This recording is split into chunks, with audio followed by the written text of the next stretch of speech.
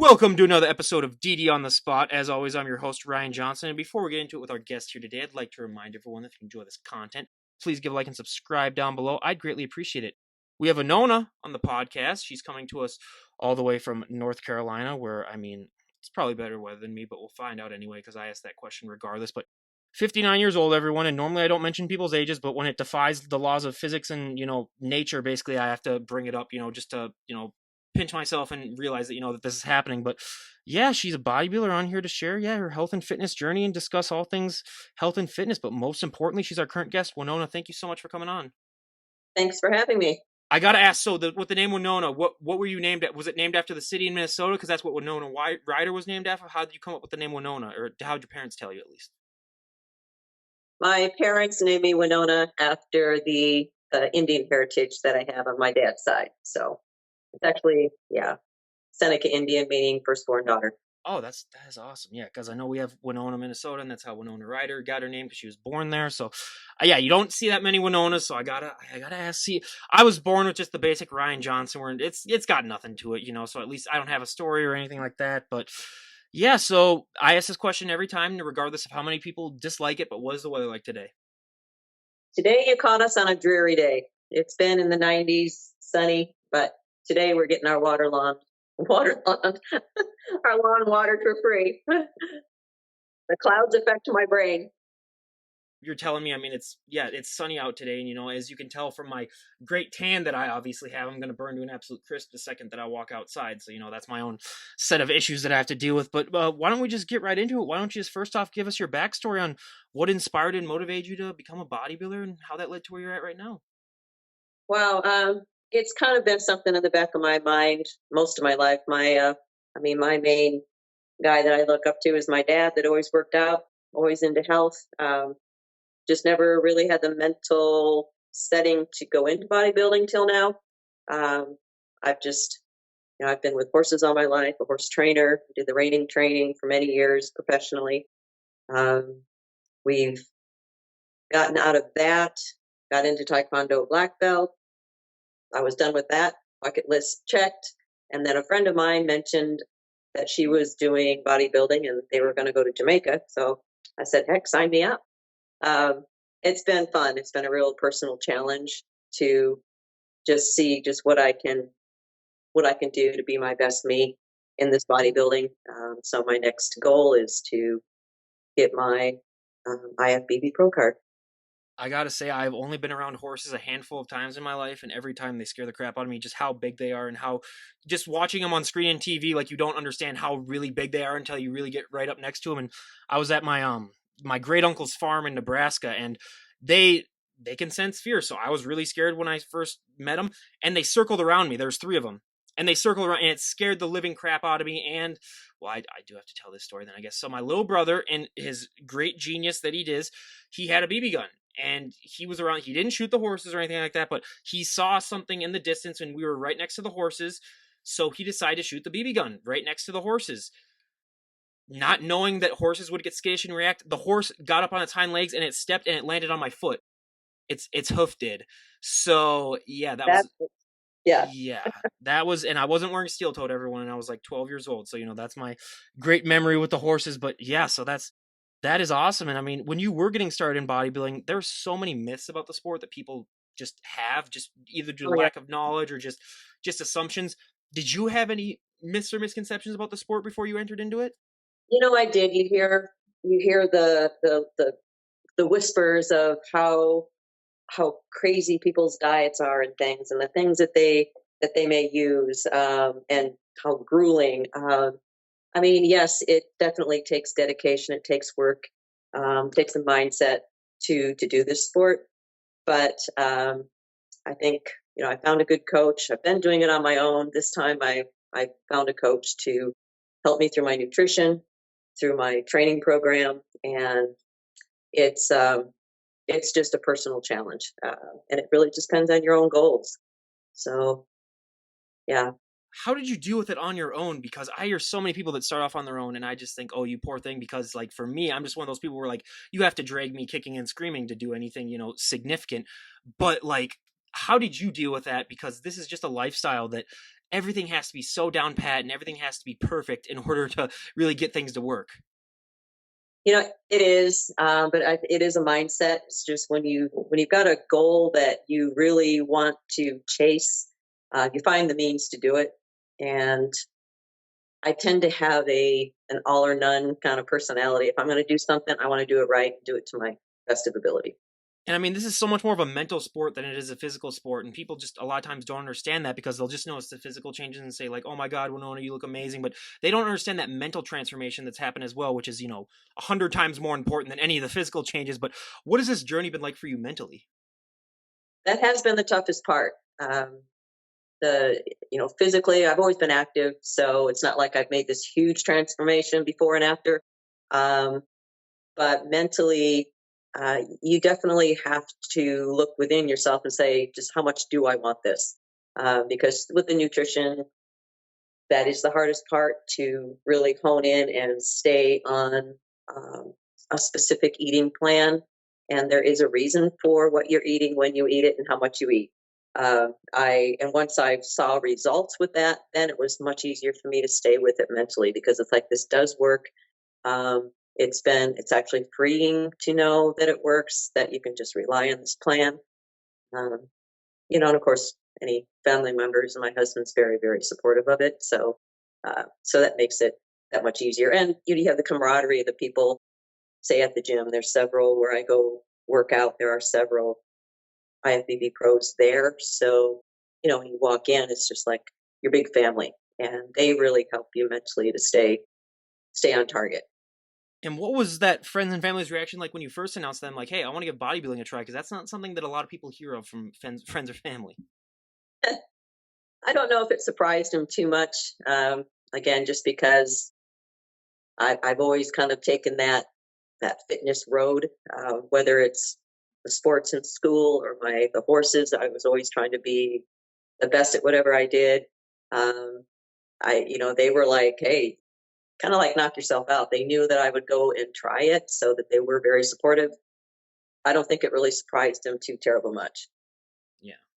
And that's, yeah, we found with about half of the bodybuilders that we have on, half of them, their friends and family were basically like, oh, you haven't competed already yet, basically. And then with the other half, there's like, oh, wow, that's incredible. But you were talking about nutrition. I mean, that is the reason why I never competed, just because I cannot keep that diet. But how did you adapt? Like, I know you said as soon as you started eating right and saw the changes that, it was able to help you on, but like everyone has those days where you just don't feel it and you're just dragging yourself through. How do you mentally keep going on those days, like especially with nutrition or just your training? Because I mean, that's one thing that I think differentiates the bodybuilders from the general public, is that the general public will just give up, but the bodybuilders just find a way to pull through. You're right. I think it is, again, how goal oriented you are, because going into this, I even say today, yeah, it's rainy outside, it's Monday, you got to bed late the night before, but you have to go, what, just one step at a time, one meal at a time.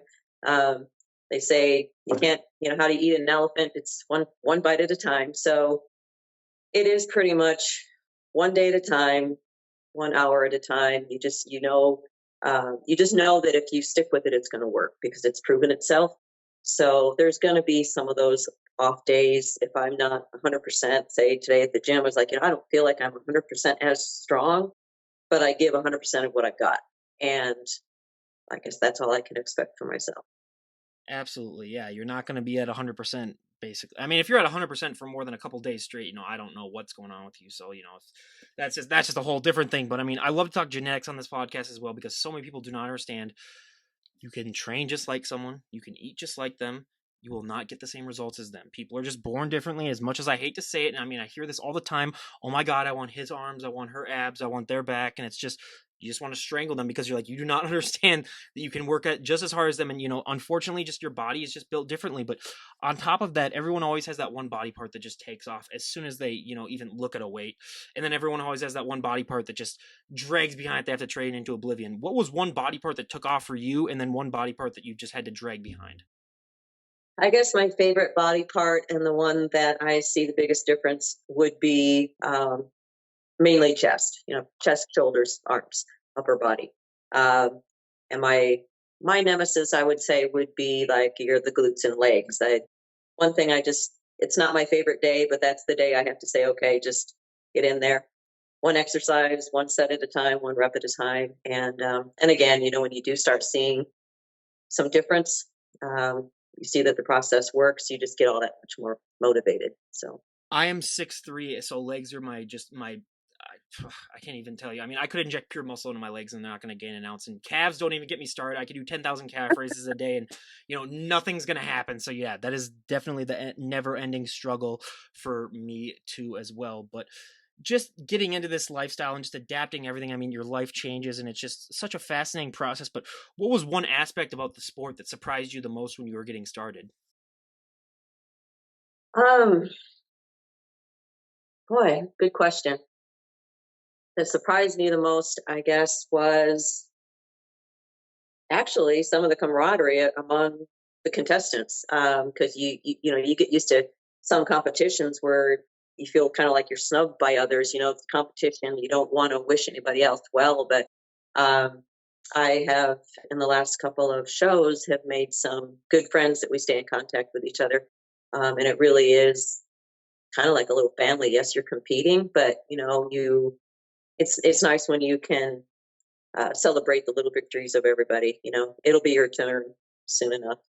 That was one thing that I was shocked by too. Is just the camaraderie, especially among the females too. Where it's like everyone cares about each other a lot of times, and there's so much support, which is rare that you'll find in sports. So, and I think it's just joint suffering where it's like we've all been through this crap basically, where it's like we're just gonna Yeah, support each other. We all know what goes on and stuff like that. We all know how much sacrifice this sport takes. So, yeah, yeah, I think I mean, and I would be too if I was like if I had to go through this. I've always said anyone that goes on stage, should get their own monument or something like that. I don't know, just because of the stuff that it entails. But I mean, on top of all this too, I mean, posing is the hardest thing for so many of these guests that I've had on, and it was another thing that shocked me to my core. What has your experience with posing been like? that is something I always I need more and more and more practice. You can have all the right parts, you can do all the nutrition, you can have the best muscle, the best body, but if you can't pose it and show it, you're out of the game. So yeah, I think posing is one of the most difficult, and very difficult because you're supposed to be up there making it look easy. But yes, it is one of the very difficult things. Just little angles and things can make or break you on the stage. And out of your routine, out of your quarter turns, or out of your turns in general in your routine, what is your favorite pose and what is your least favorite pose? I think front pose is my favorite pose. The least favorite is probably my left quarter turn, the first one. It's just kind of get your body twisted up a little bit. I think I can show best on the front pose again, a lot of the shoulders, chest, abs. But so I'm still working on getting all those transitions smoothed out and being able to just show my best at what I've got. It's all angles in this sport. I mean, I don't know if anyone isn't aware of that. I hate to break it to you, but yeah, it is. I mean, it's just so crazy how just one little turn, one little tweak can make you look so differently, and that's Yeah, yeah. Even the speed at which you may turn. I know my coaches always like, just take your time, slow down. But yeah, it's all in presentation. and when you're walking on that stage, what is that feeling like for you after going through these preps and just going through all the stuff that this sport entails? And it's trying and it's so hard for so many people. But what is that moment like for you when you get to walk up on that stage finally and show off all that hard work that you put in? If I put in my best and I'm ready to go, it's surprisingly, I think the first time I went up, I was very nervous. My teeth chattered the whole time. But um, I think this last time going across the stage, it's almost freeing. Like, here it is. Here's the best I got. I hope that the best I have is going to be good enough. But if it's not, I still brought my best package. And it's, at least for now, it's going to be over and until the next show. But it's kind of nice to be up there and among actually these other athletes that are just incredible. I know nationals last year when I went, I was just in awe of every lady on that stage deserves to be on that stage, and they're all just awesome figures and awesome people. So you're in good company while you're up there. So that's just yeah. And when you're up there, does time seem to slow down or speed up, or is it sort of a mixture? Um, I guess it seems like in my mind everything seems slow motion, even though I might be going faster. But in my mind, you're thinking of so many things. You're thinking of your routine. You're looking out at the crowd, but you're also trying to keep your pose. So many. Your mind is going like super fast, but all the rest of it is kind of a slow motion. And now we go to one of my favorite questions. What is your go-to post-show meal? As far as yeah, to get ready to go on stage, I always say it's my the peanut butter and honey with some raisins, and then my dark chocolate mint Kit Kat. I mean, that'll get those simple carbs pump you up. That is the first time I've ever heard that being used by someone. So we have something new every podcast, everyone. But Well, yeah, that is. that's right before you go on stage. Oh Maybe yeah, that the meal itself is going to be a lot of sweet potato, rice, yeah, and a little bit of protein. of course, being a bodybuilder, she's got to have protein even in her cheat meals. Everyone, I mean, it goes with the terror. At least you're not one of those guests that said salad, and I'm just like, oh, you need to be put down or something like that. Then if you're having salad after a show as your cheat meal, but hey, more power. I would have, like I've always said, I would just rent out a Five Guys with $1,000 and say, like, hey, you're gonna feed me until I either puke, pass out, or collapse dead. But I'm getting my money's worth. But post show blues is one thing that isn't talked about, as much as I think it should be, because a lot of people don't understand that look that you present on stage is not sustainable. You're not going to be able to maintain it 365 days, unfortunately. And what has that been like for you as you've sort of realized that, like, hey, I can, work my butt off and present this awesome package on stage, but I'm not going to be able to maintain it. And has it gotten easier for you to accept that as you've done more shows? It has been. That was one of my toughest deals to handle. For me mentally, it's always been my image. If I'm overweight or anything like that, especially for a woman, I think that's always in our head, especially in mine. So yeah, you work so hard to get so lean and look good, but you know that you have to put body fat back on to be healthy. Um, Especially that first couple of times, it was difficult to be okay with the numbers coming back up, coming back to your usual weight. Um, but it's again, it's the belief in the process. This is what it has to be, and to not have that body dysmorphia that is real easy, I think, among us to have. So it it it gets easier because you know that it has to be done. You do feel healthier, and you know that you can reverse it again for the next show. But yeah, that is definitely, I think, one of the hardest parts of it is allowing yourself to become a little closer to normal. I always compare it to starting your own business where you got to spend money to make money. You got to put on weight if you want to put on muscle. Unfortunately, those two do go hand in hand. But I do got to ask, what the hell do you train for chest? Because like as a 59-year-old woman, you have a chest that I know some dudes that in their 30s would be looking for in the gym. So what do you do for that? Because that's just ridiculous. I've done it, like say in the past, I had my own routine as well. So I mean, there's some bench press. I like to use the cable chest press for both the upper and lower pec. Um, and honestly, a lot of it came even from 15 years of professional horse training, to where um, you're doing a lot of upper body. You're always lifting, the horses and picking them up. So you're always using chest and arm and shoulder. So um, and I think I've got some good genetics through my dad as well. So I'm hoping that that will pay off as well. But These damn genetic freaks that I talk to, good God. I mean, that's ridiculous. But no, that is awesome. That's the first thing that I noticed when you turn on the photo. I was like, okay, what does she do, like 1,000 push-ups a day or something like that? It's like, good God. But hey, it's always, everyone always has that one body part, and it's great. I mean, for me, it was my back, just because I worked just like you, I got it through jobs where I was working in warehouses, loading in trucks all the right. time, so yeah, it does go to show that, I mean, not all of it is just what you do in the gym. A lot of it just evolves in other aspects of your life. But let's also be honest too, I mean, like, you're not the average looking 59-year-old woman. If you were to walk out in public dressed the way you are right now, you are going to get some stares, just because it's human nature. When you see something that's not of the normal, just be like, okay, that's interesting.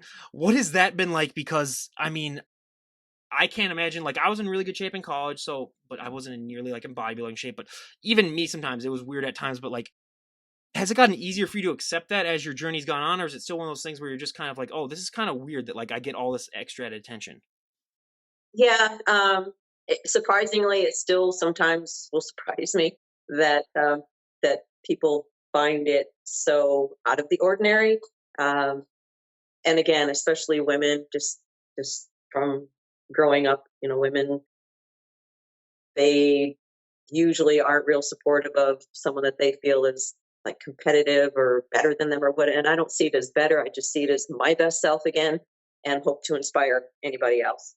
I have gotten used to it a little bit more, and I will usually embrace anybody that comes up to compliment it, and will definitely try to encourage them to go after their goals. And so many of them just come up out of the blue to just say that I've inspired them and that they're going to go back to the gym and they're going to do this and this is their goal. And all I can do is just encourage them and hope that maybe that was a bright spot in their day to get them on that goal. Absolutely. And as someone who is 27 myself, I am making a list for people that are older. What is the hardest thing about this lifestyle as you get older? Because I am trying to prepare myself. um, well, I guess the hardest part of it would be just knowing that as you get older, I think once you're mid 40s and up, you've got to work just that much harder to maintain your muscle, let alone build it. So, as far as even any advice for the younger folks, is start now to take care of the one body that you've got the rest of your life.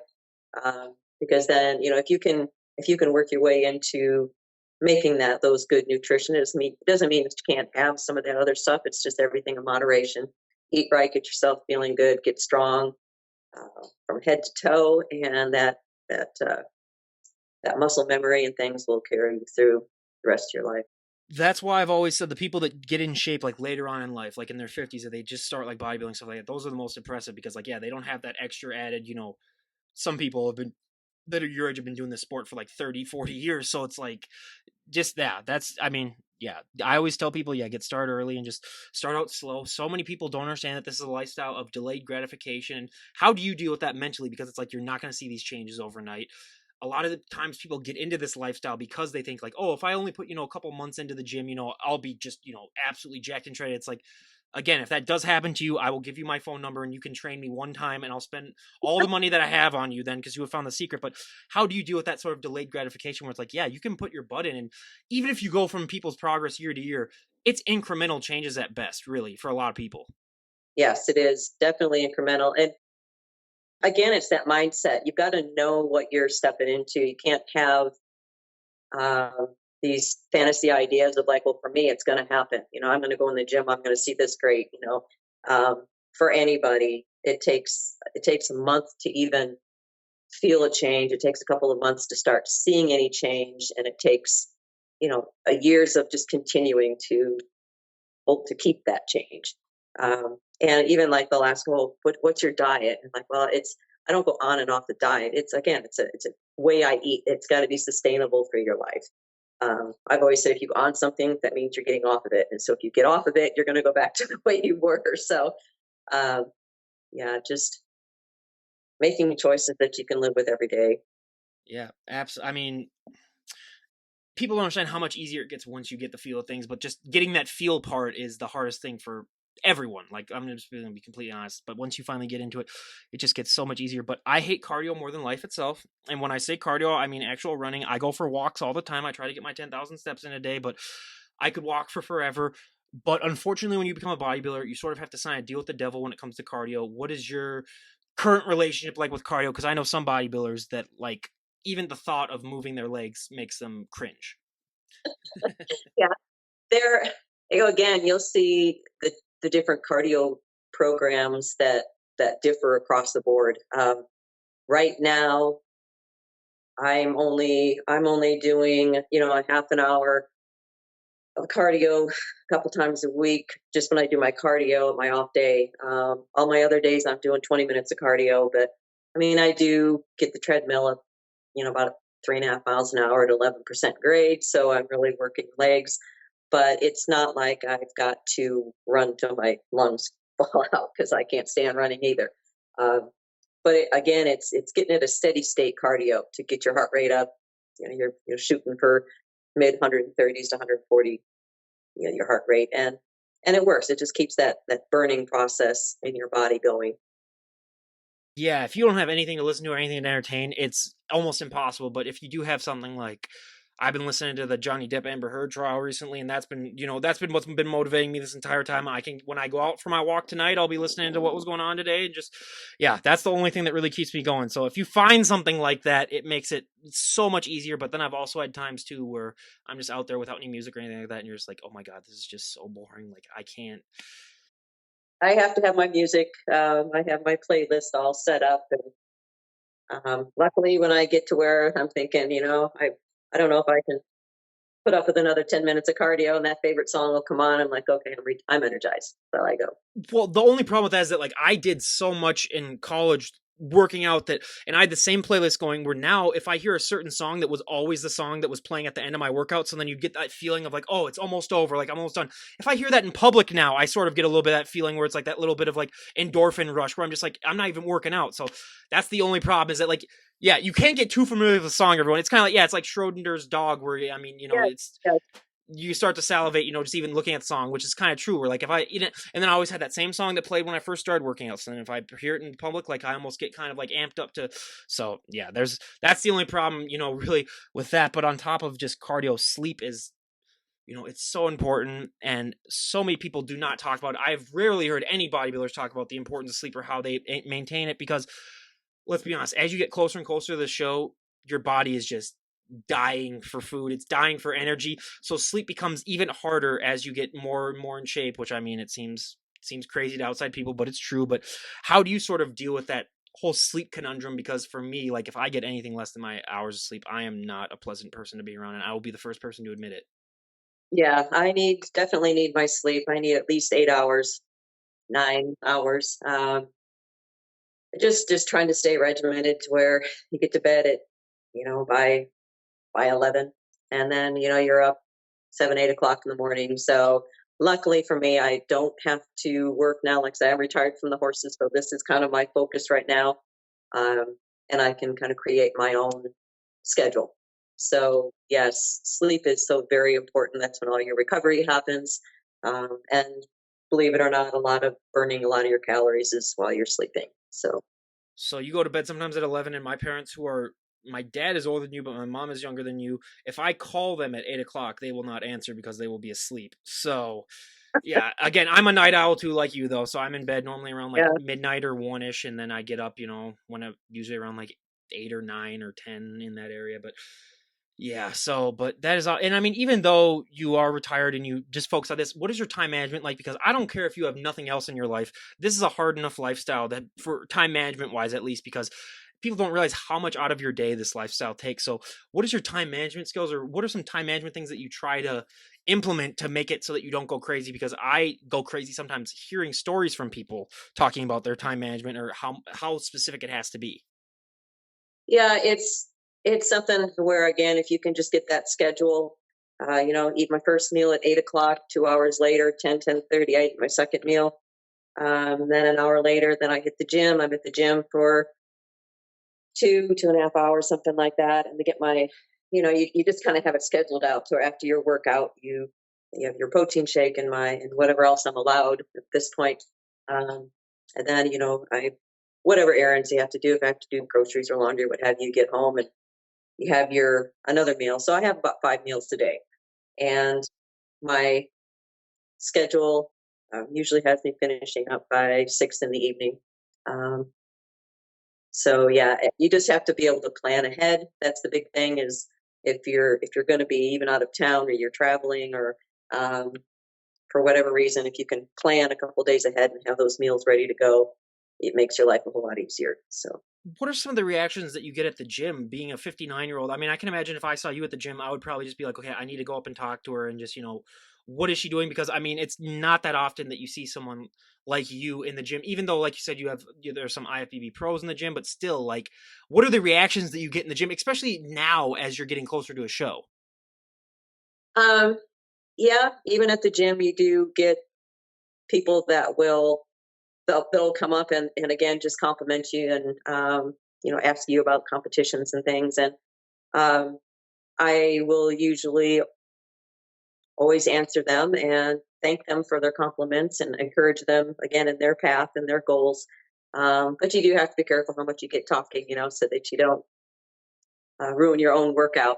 Um, Can you tell yeah, by talking to me already that I'm a very talkative person? So I basically have to have my mouth duct taped when I'm in the gym, because if I get started, next thing you know, I'm going to be like, oh crap, it's 4 in the morning and I'm still talking to this person. So yeah, yeah. You can usually pick up whether someone knows whether or not they're um, holding you up between your workout or not. But I just always try to do yeah. my best to embrace and encourage these whoever it is, because I really do. It's humbling. It's very humbling to have them come up and mention to you what that they're either impressed or they're inspired or what have you. That just again that just makes my day. I've I've had people say that, and it's got me into tears just hearing them tell me how they were sorry how they were inspired. I would be too if I was 59 years old and people were coming up to me and saying you inspired me. I'd be like, what? Me? Are you kidding me? So yeah, I totally understand where you're coming from. Yeah, it's that's like I say, that's been the the best part of the journey, um, is inspiring others. So Well, now I do have to ask, because most people do not understand that there is some body dysmorphia in the sport, and that to me, it's not fun for the people, but it's the funnest for me, because I get so many questions from people from that are on the show, like, do I look like I'm in shape? Do I look tan? I just want to say, like, you're an effing idiot. Just look at the damn mirror, and you're better than 99.9% of the population. But how do you deal with that? Because for me, like I said, it's not fun for the compares, but it's fun for me to have people ask me, like, am I in shape? And I'm like, what do you like what are you talking about? So how do you deal with that? Because like, even I, at times when I was in really good shape in college, I would go up to friends and be like, hey, do I look like I'm in and they'd be like, dude, you have like an APEC, like what are you talking about? So like, how do you deal with that? um, there is that. I admit I do the same thing where I'll look at different pictures and thinking I don't am I looking any different? Am I actually growing? Is so I guess for me, I have to deal with that with people that will tell me straight that I know that this person isn't going to be just talking to make me feel good. My husband is one of them. I can say, hey, am I growing? Is this any better? Is that any better? And So wait a my, minute, wait a minute. Your husband is the one man on the planet that has permission to call his wife like, oh, you look like you could look better and stuff. He's the one person that has that card where you can say that. That guy's a lucky man then. well, he does that with finesse, but Okay, so next time I see my girlfriend, I'll do the same thing. I'll be like, hey, you look a little, you need to, and I'll tell you how that goes when I'm, in on a date with someone else. Then probably so. yeah.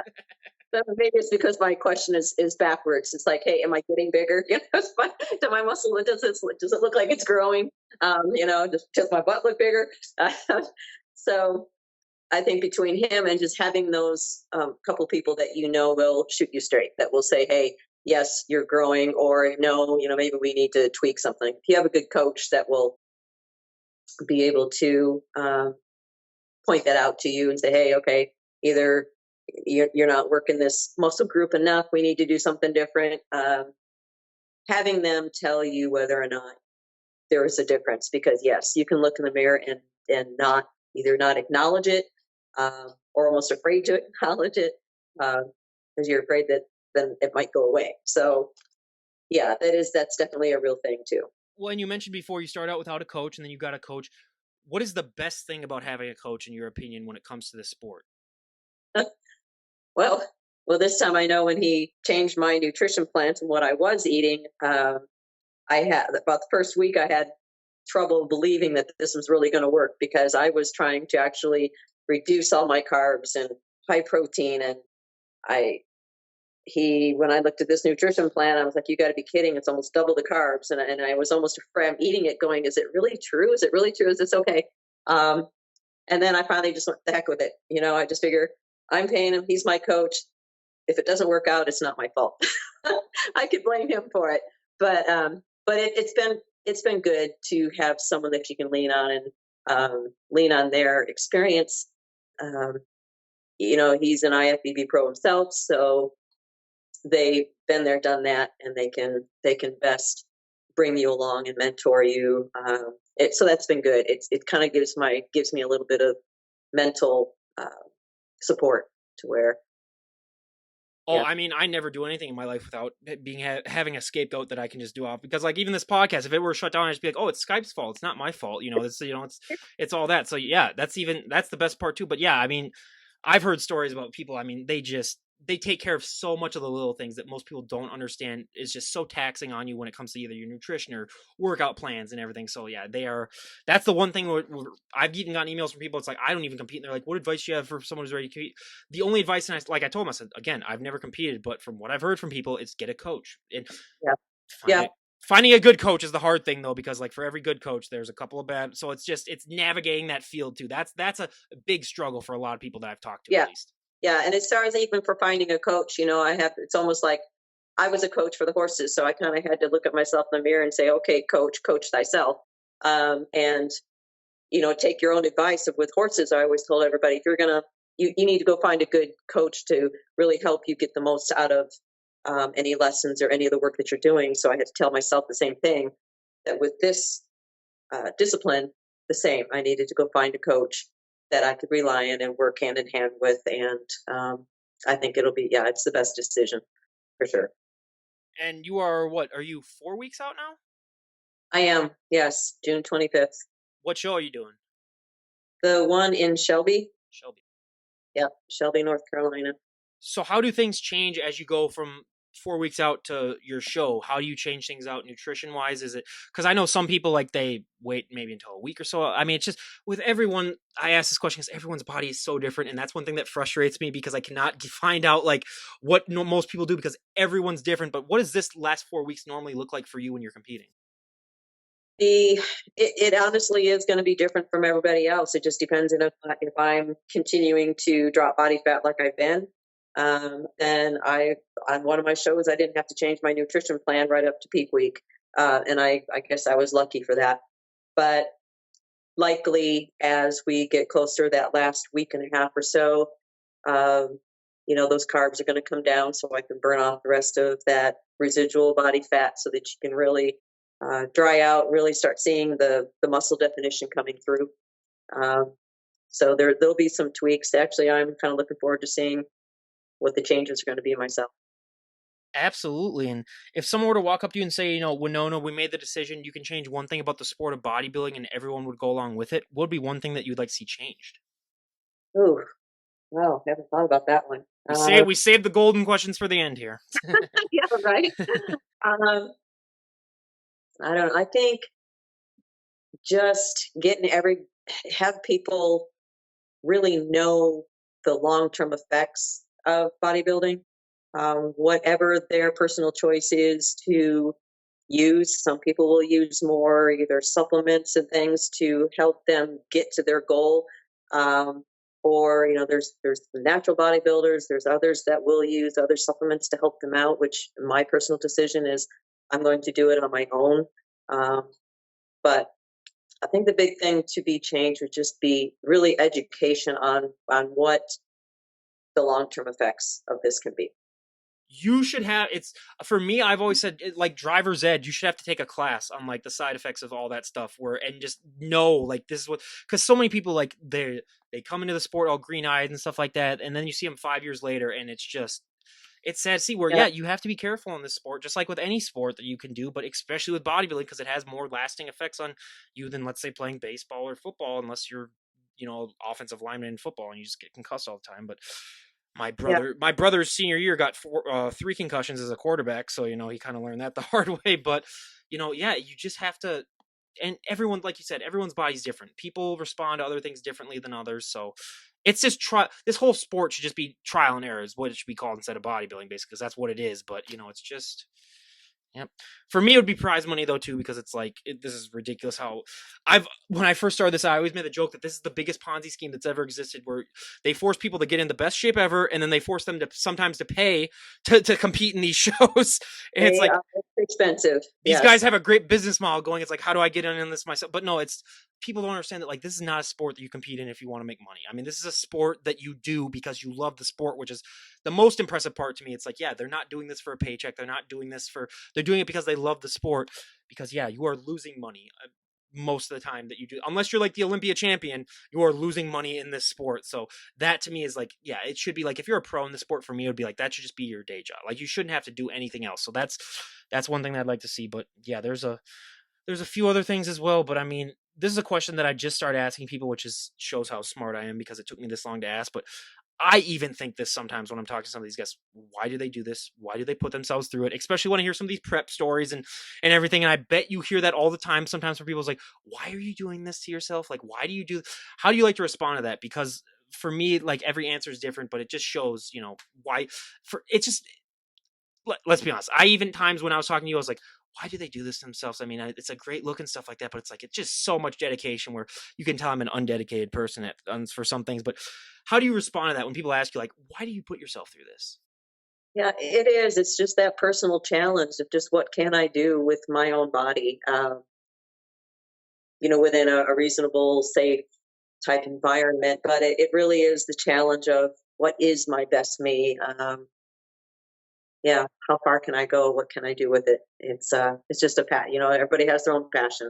So whether it's bodybuilding or knitting or driving or painting, you know, uh, it's just my own personal creation, and I'm the one in charge.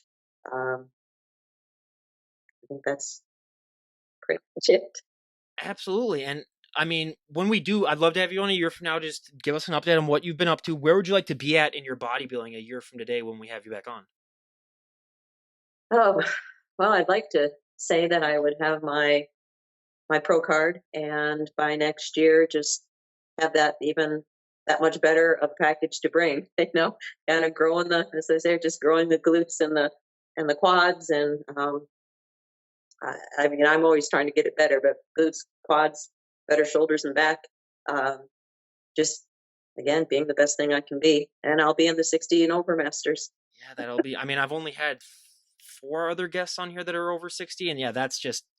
I mean, it's insane to me. I think the oldest one is 67, and that was just like, how are you even still doing this? But how hard is it for you, like when you have a body part like chest or upper body that really takes off, to not train as much? Because like whenever someone told me that they had really nice arms and they don't train as much, I was like, being a gym bro myself, I was like, oh, you poor thing. Like, how do you even like function as a person? But how do you deal with not being able to train a body part that like really takes off you? Because for me, the non-bodybuilding self, I was like, oh, I'll just get that as big as possible, and then I'll be that one dude who just has a huge upper body and just barely is able to walk on his legs and stuff like that. But how do you deal with that? Because like people don't understand the proportion size of this sport, where it's all about Yeah, proportion. It's not about, you can't just be the person with the 20-inch arms. You got to be, the person that's very well exactly. proportioned.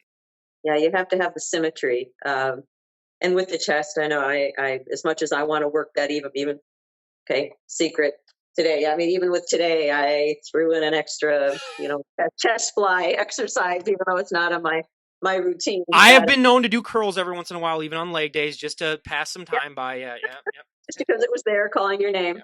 yeah. Um, yeah, it's just knowing that you got to work that. Like for me, I've got to work those legs and glutes just that much more. I mean, a good workout, not so much more times per week because they need that much more recovery, but it's working them correctly and eating correctly to support that. Um, it's just knowing, again, like you were saying before, it takes time, and you can't expect results right away, but keep chipping away at it. You can only do what's your best you. You know, I may never get those big quad or the glute the way someone else, because they are just genetically uh, built to grow those better. But I mean, I have accepted the fact that I will probably have to get calf implants if I ever wanted to compete myself, so just that's about the only way to do it. But I mean, it's just, yeah, this is, yeah, it's just the sport. But I mean, Winona, we cannot thank you enough for coming on and, sharing your journey with us. It was an absolute delight. And is there anyone that you'd like to give a shout out to before we wrap things up? oh wow, I guess a shout out to there's several different names, but the different fellow competitors that are going to be at the show this weekend, and they've got another show. The same thing. We're going to be at the same show um, in Shelby. Several of us will also be at the Universe. So shout out to Gold's Gym, I guess, here in Huntersville, North Carolina, and all of my gym family there for sure, to just keep trudging on. So Well, you actually just brought up a final question for me that I totally forgot to ask anyway. But on show day, what is your favorite thing about show day, and what is your least favorite thing about show day? Oh, favorite part. Favorite part, I guess, is getting to eat my favorite carbs, the my Kit Kat bars and peanut butter and all that good stuff. I guess the least favorite is just having to, go through all of the. You got to get to the tanning, and then you got to get to your makeup and get your hair, and just getting to and from, and that last bit of prep, pumping up and stuff for it. But yeah. You want to guess how many layers of tan I would have to do? I would run out before. I would have to get at least like 10 I just have that Scandinavian just whitest. I mean, ugh.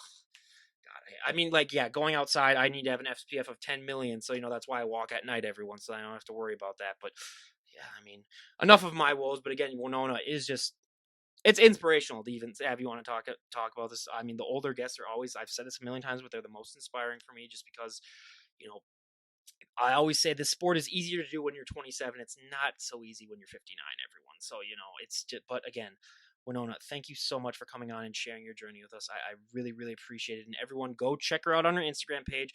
Buyer beware. You will get inspired to get off that couch and stop eating all those Twinkies and maybe, get in shape once in your life. Because I was even looking at some of her posts before we had her on, and I was like, okay, I really need to I was thinking about maybe taking the day off today, but then I was like, okay, yeah, I'm definitely going. I'm definitely going to the gym after I'm done talking to her. But again, Winona, thank you so much.